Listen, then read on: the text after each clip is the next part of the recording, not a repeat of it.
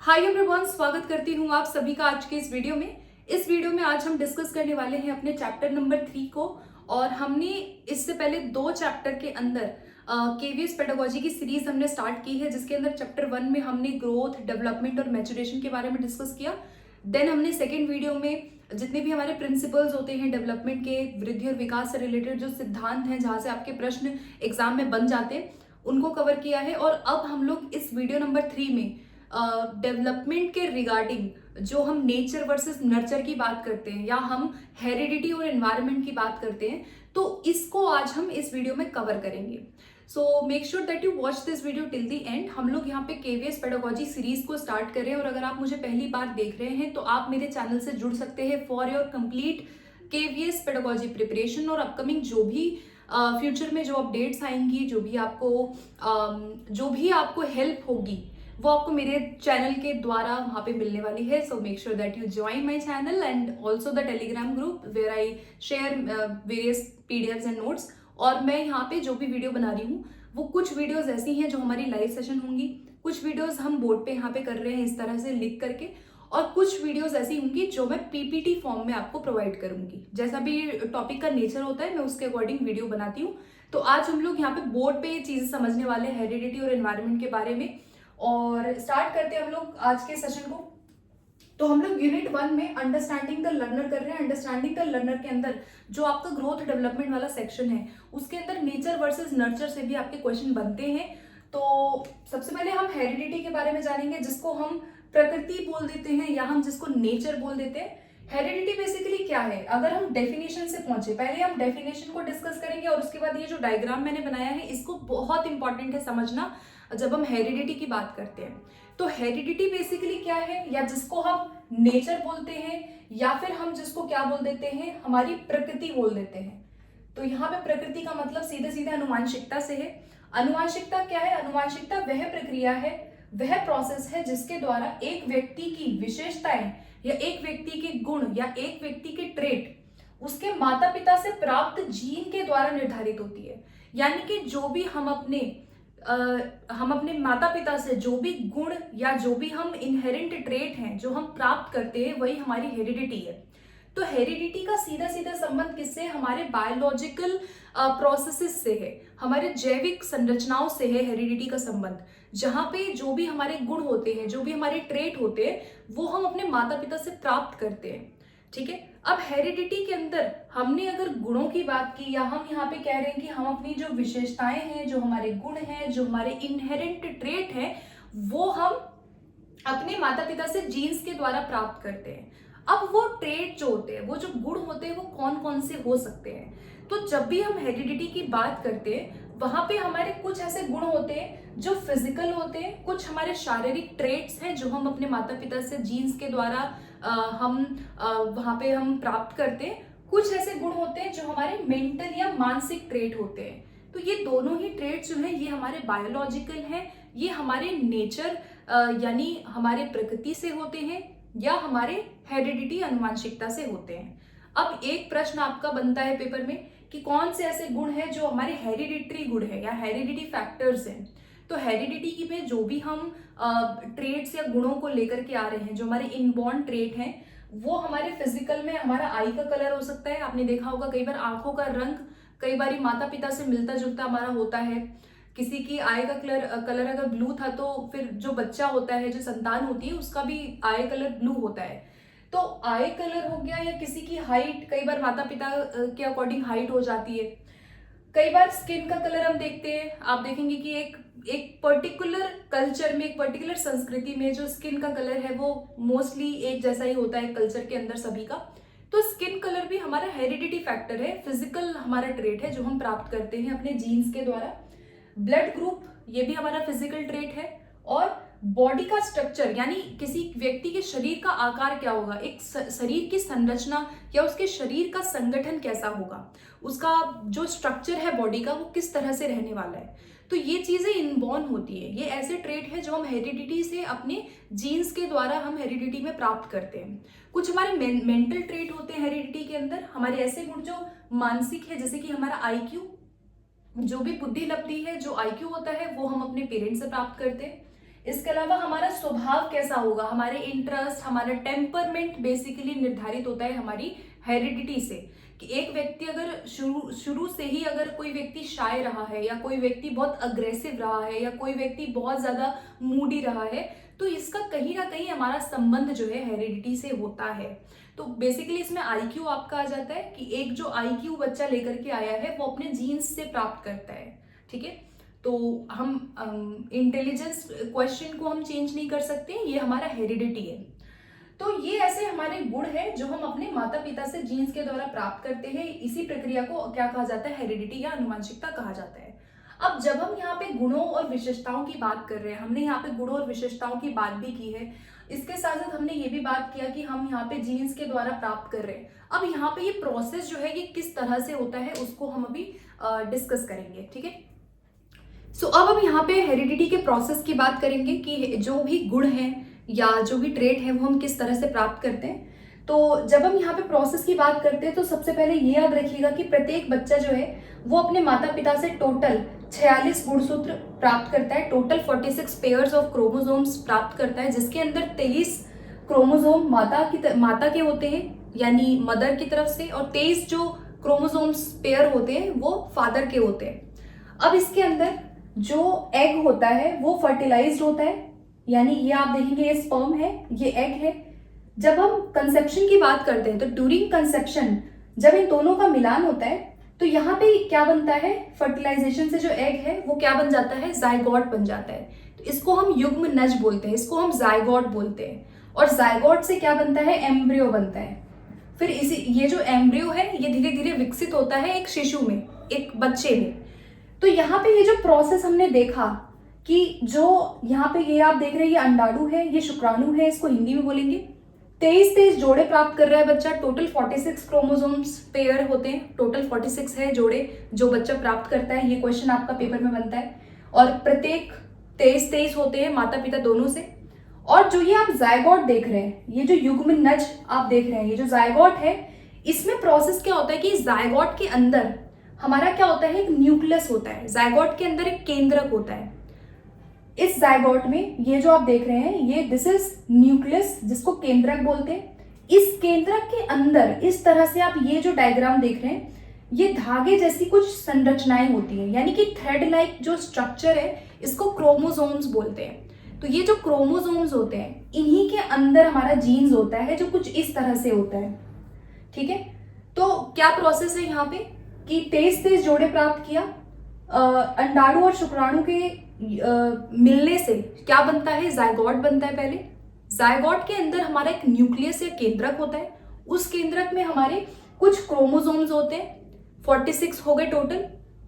इस क्रोमोसोम के अंदर हमारे क्या पाए जाते हैं, जीन्स पाए जाते हैं। यही जीन्स जो है, यही जीन्स रिस्पॉन्सिबल होते हैं हमारे ट्रेट के, यही जीन्स रिस्पॉन्सिबल होते हैं कि हम किस तरह के गुणों को अपने माता पिता से हेरिडिटी में प्राप्त कर रहे हैं।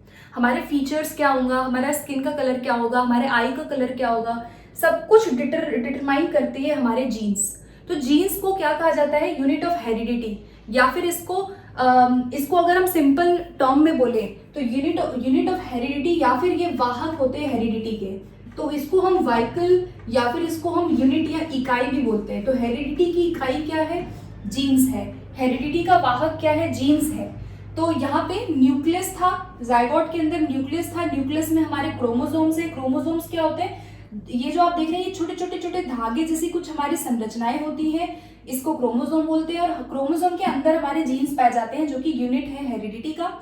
और यहाँ पे जो सेक्स डिटरमाइंड होता है वो 23वां जो पेयर होता है वो करता है, यानी कि हम जैसे मैंने बोला कि 23 जोड़े बच्चा प्राप्त कर रहा है, 22 पेयर ऐसे होते हैं जो ऑटोसोम्स होते हैं, जो सेम होते हैं। जो 23वां जोड़ा होता है वो डिटरमाइन करता है कि जो चाइल्ड है वो बॉय होगा या वो गर्ल होगी। 23वां जोड़ा यही डिटरमाइन करेगा कि वो चाइल्ड फीमेल बॉर्न होगा या वो मेल होगा। तो ये जो 23वां पेयर है वो इस तरह से यहाँ डिसाइड होता है जब हम यहाँ पे सेक्स डिटर्मिनेशन की बात करते हैं। तो यहाँ पे मेल जो है आप देख रहे हैं XY होता है, मेल में XY क्रोमोसोम है, फीमेल में XX होता है। ठीक है, ये क्रोमोसोम पाए जाते हैं, 23 मेल 23 फीमेल जो मैं यहाँ बता रही थी, 23 वो यहाँ पे। ठीक है, 23 जोड़े हैं।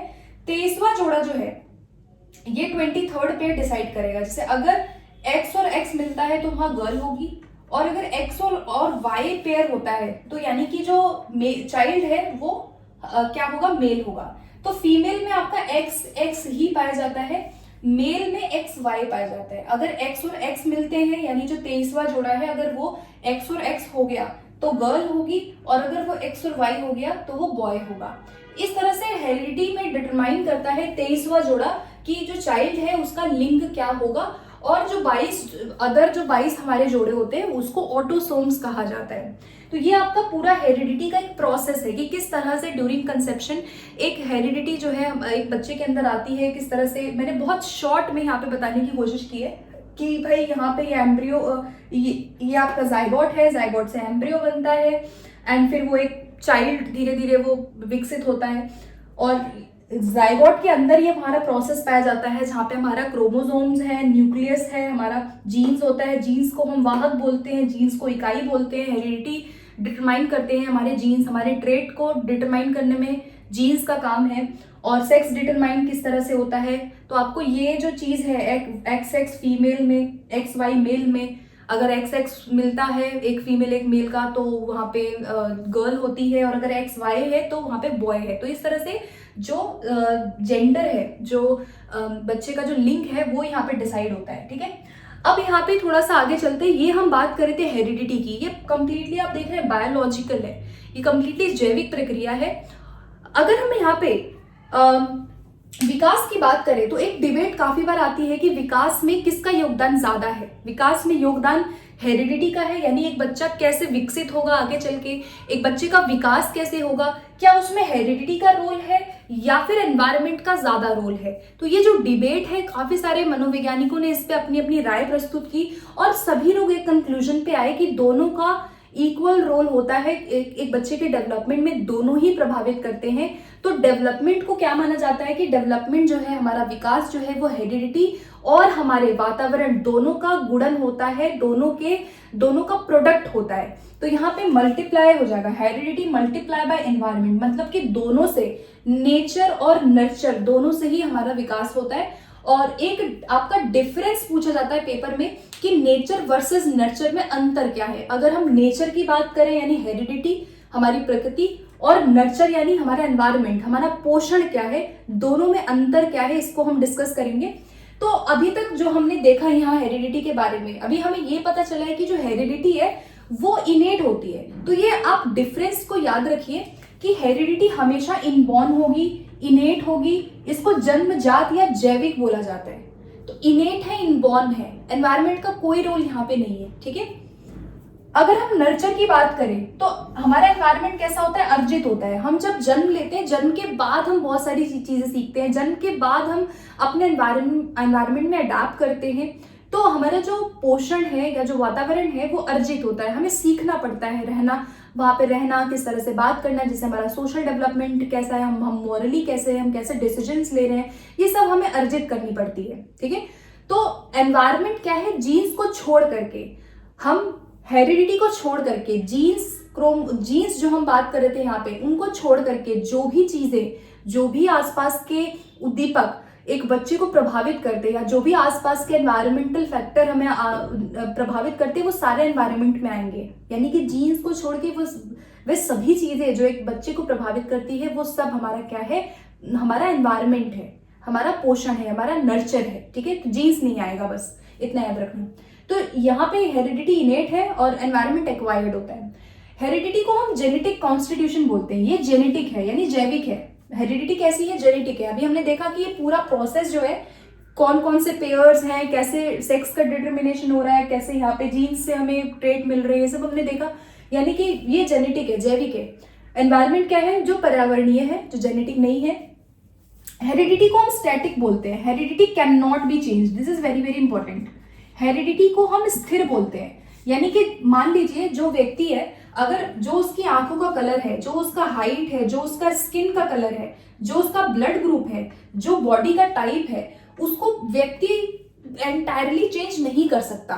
ठीक है, हाँ कुछ चीजें हैं, जैसे लोग लेंस लगा लेते हैं, आई का कलर चेंज कर लेते हैं, टेम्परेरी चीजें लोग करते हैं, आजकल प्लास्टिक सर्जरी हो जाती है तो नोज चेंज कर लेते हैं, स्ट्रक्चर शरीर का हम चेंज कर लेते हैं, वो अलग चीजें हैं। लेकिन जो हमें हमारी हेरिडिटी से मिला है, जैसे हमारा आईक्यू मिला है, तो आईक्यू को एकदम से हम बढ़ा नहीं सकते या आईक्यू को एकदम कम नहीं कर लेंगे जब तक कि कोई इंजरी ना हो जाए। तो हेरिडिटी यानी कि जो हमें विरासत में मिला है, जो हमें अपने माता पिता से गुण मिल गए, उसको वी कैन नॉट चेंज। तो यानी हेरिडिटी कैसी होती है, हमारी स्टैटिक होती है, we can't change them entirely.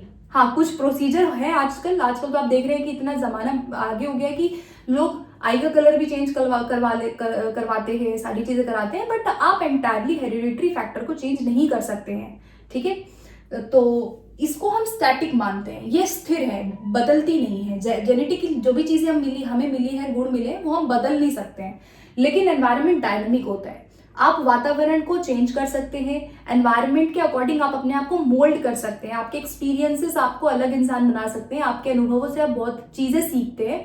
तो एनवायरनमेंट कैसा है, डायनामिक है, बदलता है। आप जो भी अनुभव करते हैं, आपके अनुभवों में भी बदलाव आता है। आप अभ्यास कर रहे हैं, आप सीख रहे हैं, उसमें भी आप चेंजेस कर सकते हैं। आप कैसे सोच रहे हैं, उसमें भी आप बदलाव ला सकते हैं। यानी एनवायरनमेंट को आप चेंज कर सकते हैं, गतिशील है, डायनामिक है। Heredity fixed the traits during conception. अब कंसेप्शन के टाइम पे, गर्भाधान के समय एक बच्चे को जो ट्रेट मिल रहा है, हेरिडिटी उसको फिक्स कर देती है। अब जैसे जो भी जीन्स के थ्रू, जो भी क्रोमोसोम्स में हमारे जीन्स थे, जीन्स के थ्रू जो भी गुण मिले, ये जो फिजिकल और मेंटल ट्रेट की हम बात कर रहे हैं, ये चीजें जो है ये फिक्स हो जाती हैं। यानी वही चीज है कि स्टैटिक है, इसी को हम स्थिर बोलते हैं कि ये फिक्स है। लेकिन एनवायरनमेंट क्या फिक्स करता है, ट्रेट को फिक्स करता है आफ्टर बर्थ। यानी कहने का मतलब है कि आफ्टर बर्थ को fixed the traits after birth. इसका मतलब क्या है कि जैसे मान लो यहाँ पे मुझे ट्रेट मिल गया बुद्धि, ठीक है, मान लो ये हेरिडिटी से मुझे आईक्यू मिला, ठीक है, मान लो मेरा आईक्यू लेवल जो था वो जन्म से ही मेरा 120 आईक्यू लेवल था, मेरा बुद्धि लब्धि 120 था, और धीरे धीरे ऐसा हुआ कि एनवायरनमेंट भी मुझे बहुत अच्छा मिल गया, तो हो सकता है कि ये ट्रेट मेरा यहाँ पे फिक्स हो जाए और अच्छा हो जाए। तो यहाँ पे हेरिडिटी बेसिकली हमें फिक्स जो ट्रेट है वो देती है, और एनवायरनमेंट बेसिकली हमें आफ्टर बर्थ हम उस चीज को कैसे यूज कर रहे हैं, ये चीज हमें एनवायरनमेंट बताता है। सपोज मेरा आईक्यू लेवल 120 था, लेकिन एनवायरनमेंट नहीं मिला, तो हो सकता है कि मैं लाइफ में उतना अच्छा ना कर पाऊँ अपने आईक्यू के अकॉर्डिंग। मुझे बनना था साइंटिस्ट, बट मैं तो बिल्कुल कुछ कर ही नहीं रही, घर में बैठी हूँ, यानी कि मैंने अपनी बुद्धि को यूज नहीं किया है। तो एनवायरनमेंट इस चीज को डिटरमाइन करता है कि आप कहाँ तक जा सकते हैं, ठीक है। आगे इसको हम डिस्कस करेंगे थोड़ा सा। इसके बाद नेक्स्ट पॉइंट पे आते हैं कि genetic traits passed down from parents. जो जितने भी जेनेटिक ट्रेट होते हैं वो हमारे पेरेंट्स से या हमारे पूर्वजों से हमें मिलते हैं, जेनेटिकली हमें पेरेंट्स के द्वारा वो मिलते हैं। लेकिन जो एक्सटर्नल फैक्टर होते हैं, एक्सेप्ट जीन्स को छोड़ करके जितने भी एक्सटर्नल फैक्टर हैं जो हमें प्रभावित कर रहे हैं, वो सब हमारे डेवलपमेंट को इन्फ्लुएंस करते हैं, ठीक है। मैंने वही बोला कि एनवायरनमेंट का मतलब ही यही है कि जीन्स को छोड़ करके जो भी एक्सटर्नल चीजें हमें प्रभावित कर रही है, वो सब हमारा क्या है, एनवायरनमेंट है। तो ये बेसिकली हमारे एक्सटर्नल फैक्टर्स के अंदर आ जाता है। उसके बाद last point very very important है, जो हमने फोर्थ पॉइंट डिस्कस किया था उसी से संबंधित लास्ट वाला पॉइंट भी है। देखो, हेरिडिटी सेट्स द लिमिट और पोटेंशियल। हेरिडिटी हमारी लिमिट को सेट करता है, हेरिडिटी हमारे पोटेंशियल को सेट करता है। सपोज फॉर एग्जाम्पल एक व्यक्ति है, इसको अपनी हेरिडिटी से बुद्धि लब्धि मिली, मान लो 120 मिली, ठीक है, 120 इसका आईक्यू था। और एक और व्यक्ति है, उसका मान लो इसका आईक्यू लेवल जो था ये 70 था, यानी कि इसका बॉर्डर लाइन पे बुद्धि लब्धि था। 70 वाले कौन होते हैं, जिनका बुद्धि लब्धि बॉर्डर पे होता है, ठीक है। अब मान लो इसको 70 आईक्यू मिला, इसको 120 मिला, यानी हेरिडिटी ने क्या कर दी, लिमिट सेट कर दी। अब आप मुझे बता देंगे कि पर्सन ए और पर्सन बी में से कौन सा ऐसा पर्सन है जो ज्यादा ग्रो करेगा, जिसका डेवलपमेंट बहुत अच्छा होगा। कौन हो सकता है जिसका ज्यादा अच्छा होगा? अच्छा दोनों का डेवलपमेंट हो सकता है, बट ज्यादा अच्छा किसका होगा, 120 वाले का होगा। ऑफ कोर्स ये एकेडमिकली ज्यादा अच्छा रहेगा, सोशली ज्यादा अच्छा रहेगा, क्योंकि इसका बुद्धि लब्धि बहुत ज्यादा है, गिफ्टेड है। 70 वाला क्या है, जिसको आप ट्रेन कर सकते हो। 70 वाला ऐसा है कि उसका बुद्धि लब्धि बॉर्डर लाइन पे, बट आप इसको एजुकेट कर सकते हैं, आप इसको ट्रेनिंग दे के अच्छा कर सकते हो। यानी कि हेरिडिटी क्या करती है, लिमिट सेट करती है। अब सपोज ये दोनों इंसान थे, ठीक है, अब इधर आ जाओ, यहाँ पे एनवायरमेंट क्या है इसके बारे में थोड़ा सा देखेंगे कि environment determines how much potential is actually met और how much potential is actually realised. अब इसका मतलब क्या है कि यह बताता है कि व्यक्ति कहां तक जा सकता है और how far the person can be developed. तो हेरिडिटी बेसिकली हम लिमिट सेट करती है, हेरिडिटी सेट्स द लिमिट, और पोटेंशियल जो है हमारी जो क्षमता है उसको हेरिडिटी सेट करती है। बट एनवायरमेंट हमें बताता है कि हम कहाँ तक जाएंगे, how far we can go. अब इसका एग्जाम्पल देख लो, जैसे अभी मैंने आईक्यू लेवल का एग्जाम्पल दिया कि इसका 120 आईक्यू है, सेट हो गई, लिमिट सेट कर दी है हेरिडिटी ने कि भाई आईक्यू 120 है तो आप एकदम से इसको बढ़ा भी नहीं सकते और इतना आईक्यू उसका रहेगा। 70 आईक्यू है इसका दूसरे वाले इंसान का। अब यहाँ पे एनवायरनमेंट कैसे पोटेंशियल सेट करेगा, एनवायरनमेंट कैसे यहाँ पे बताएगा कि कितना व्यक्ति कहाँ तक गया। जैसे फॉर एग्जांपल 120 आईक्यू था, हो सकता है कि इसको एनवायरनमेंट ऐसा मिला, पहले वाले ए वाले इंसान को ऐसा घर मिला, ऐसा उसको होम मिला जहाँ पे सारे ही क्या है, चोर है। ठीक है, फॉर एग्जाम्पल ये ऐसी फैमिली में गया जहाँ सारे क्या है, चोर है। तो कोई पढ़ाई लिखाई का माहौल नहीं है, एनवायरनमेंट ही नहीं है पढ़ाई लिखाई का, कोई है ही नहीं नॉलेज किसी को, और सब चोर है। तो हो सकता है कि ये भी चोर बन जाए, 120 आईक्यू लेके हो सकता है साइंटिस्ट नहीं बना, चोर बना। तो यानी कि इसकी लिमिट जो है, लिमिट सेट हेरिडिटी ने की थी, लेकिन ये एक्चुअल में कहां तक जाएगा, ये चीज क्या डिटरमाइन करेगा, एनवायरनमेंट डिटरमाइन करेगा कि वो कौन से परिवेश में गया है, कौन से लोगों से मिल रहा है, क्या सीख रहा है, कैसे सीख रहा है, क्या उसकी बुद्धि को लोगों ने यूटिलाइज किया, क्या उसकी क्षमता को यूटिलाइज किया, नहीं किया। फॉर एग्जाम्पल यहाँ 70 इसका आईक्यू था, हो सकता है इसको ऐसा घर मिला जहाँ पे सब एकेडमिकली बहुत अच्छे हैं, हो सकता है इसको ऐसा घर मिला जहाँ पे सभी लोग टीचर, डॉक्टर, लॉयर है इसके घर में 70 आईक्यू वाले के। हो सकता है फिर इसको ट्रेनिंग ज्यादा दी जाए, इसको खूब पढ़ाया लिखाया गया, तो हो सकता है कि ये आगे चल के कुछ अच्छा करे, ये इससे तो अच्छा ही करेगा लाइफ में। हो सकता है कि ये एक डॉक्टर भी बन सकता है, टीचर बन जाए, एक लॉयर बन जाए। तो यानी कि 70 बुद्धि लब्धि वाले को, बुद्धि लब्धि तो इसकी कम थी, लेकिन हो सकता है एनवायरनमेंट बढ़िया मिला तो इसका पोटेंशियल वहां तक गया। तो वही चीज है कि हेरिडिटी सेट्स द लिमिट, एक लिमिट सेट करती है हेरिडिटी, बट आप एक्चुअल में कहां तक जाओगे, आप कहां तक पहुंचेंगे, आपका पोटेंशियल कहां तक जाएगा, ये जो ओवरऑल डिटरमाइन करता है वो आफ्टर बर्थ हमारा एनवायरनमेंट ही करता है। जैसा एनवायरनमेंट मिलेगा वैसा ही वो इंसान बनेगा। ठीक है, तो आई होप कि ये दोनों में अंतर आपको समझ आ गया होगा। इससे हम एक अंतर लेके ये चल रहे हैं कि जो नेचर वर्सेस नर्चर वाला डिबेट है, इसमें नेचर और नर्चर यानी हेरिडिटी एंड एनवायरनमेंट दोनों का डेवलपमेंट के अंदर रोल होता है। किसी एक से हम विकास को डिटरमाइन नहीं कर सकते हैं। केवल हेरिडिटी लेकर के बच्चा विकसित नहीं हो सकता और केवल एनवायरनमेंट से बच्चा विकसित नहीं हो सकता। अब मान लो एक बच्चे का आईक्यू लेवल जो था वो 25 था, मान लो एकदम जड़ बुद्धि वाला बच्चा है, 25 आईक्यू है, जो कुछ भी नहीं सीख सकता, तो आप इसको कैसा भी एनवायरनमेंट दे दे ये नहीं सीख पाएगा, आप इसको कितना भी ट्रेनिंग दे दे नहीं कर पाएगा। तो हेरिडिटी लिमिट सेट करती है कि आप कहां तक जाएंगे, और एनवायरनमेंट जो एग्जैक्ट पोटेंशियल है उसको निर्धारित करता है। तो केवल एक के होने से हमारा डेवलपमेंट नहीं होता, केवल हेरिडिटी 120 ला करके कुछ नहीं होगा, केवल 25 आईक्यू लाके केवल एनवायरनमेंट के भरोसे भी हम डेवलप नहीं कर सकते हैं। तो दोनों का रोल जो है वो होता है हमारे विकास में।